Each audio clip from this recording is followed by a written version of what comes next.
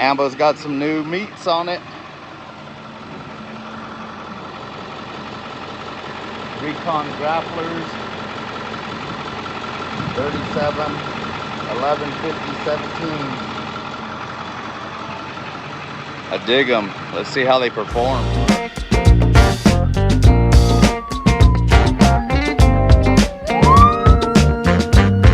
Yeah, buddy. I want to point out that any of you who've ever seen any of my other videos, you can always hear the tires in the background sounding like I'm being carried off by drones, and that is not the situation with these.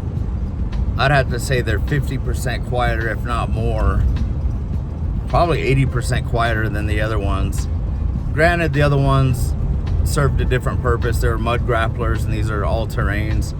But man, I've got my full turning radius. They have a really high weight load, like 3950 per tire, which is insane. And that was one of the problems I had, was finding tires that would handle the load of the ambulance, because it's heavy. It's heavy. And because they're 2 inches more narrow, like, I don't have any rubbing or any kind of weirdness. I've got an amazing turn radius now. So yeah, let's just, guess the thing to do is see how they do off-road. That's the thing. Yeah, buddy. Okay, so in the late 60s, Italian-American architect, his name was like Paolo Soleri, who used to be an apprentice for Frank Lloyd Wright, envisioned a radical alternative to the urban sprawl.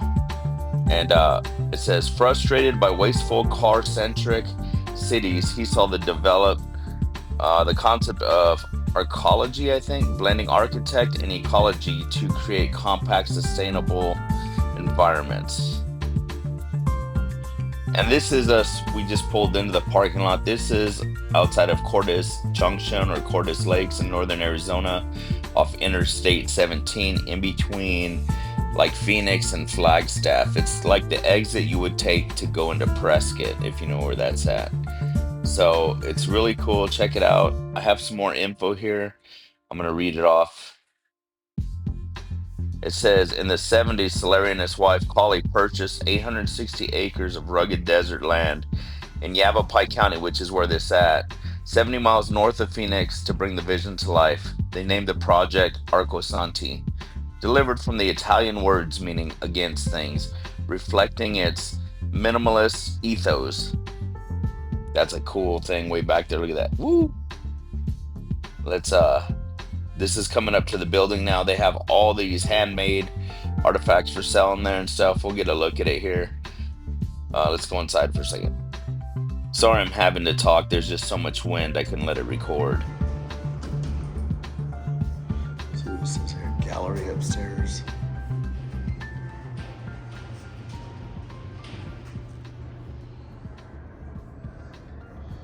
It's cool, all concrete, huh?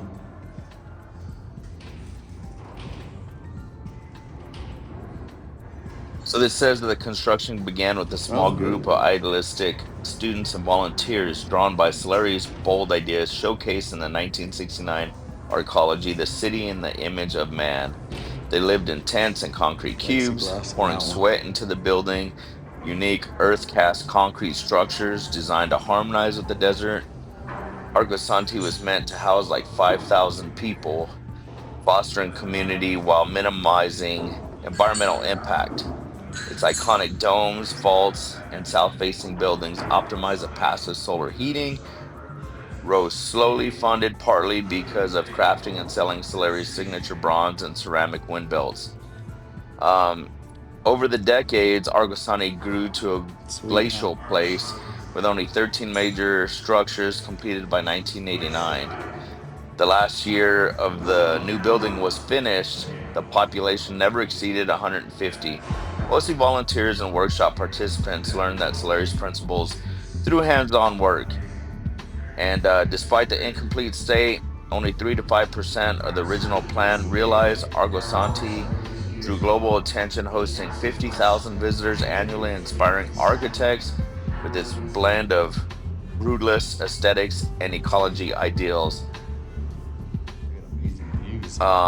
Solari's dream faced challenges, funding shortages, slow process, and criticisms for its impracticability.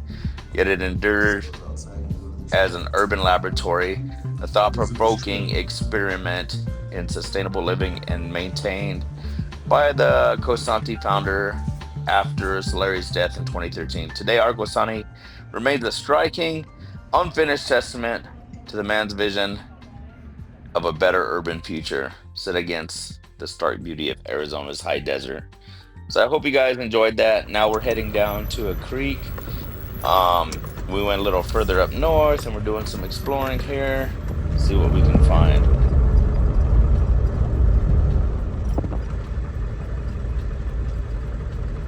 Little turnaround. Little turnaround point.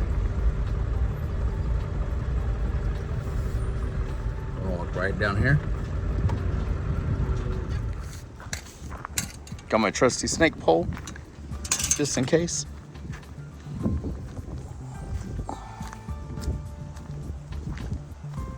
Oh yeah, it's moving pretty good. Nice.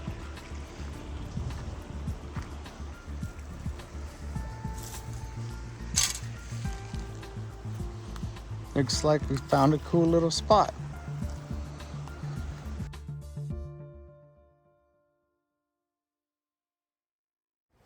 It's a good spot, yeah? I dig it. I do have to take a moment to talk about these recon grapplers. They are so nice. I am so happy with them. Check it out. Look how much more narrow they are than the other ones I used to have. Literally zero noise. Well, that I can hear over the 7.3 anyway. But before, the ones that I had were like I was getting carried away by a drone. So yeah, good job, Nitto. Super happy. Now sponsor me. As always, I hope you guys really enjoy this video. Here's a little view of us leaving where we found that beautiful creek access, and I'm sure we'll be going back.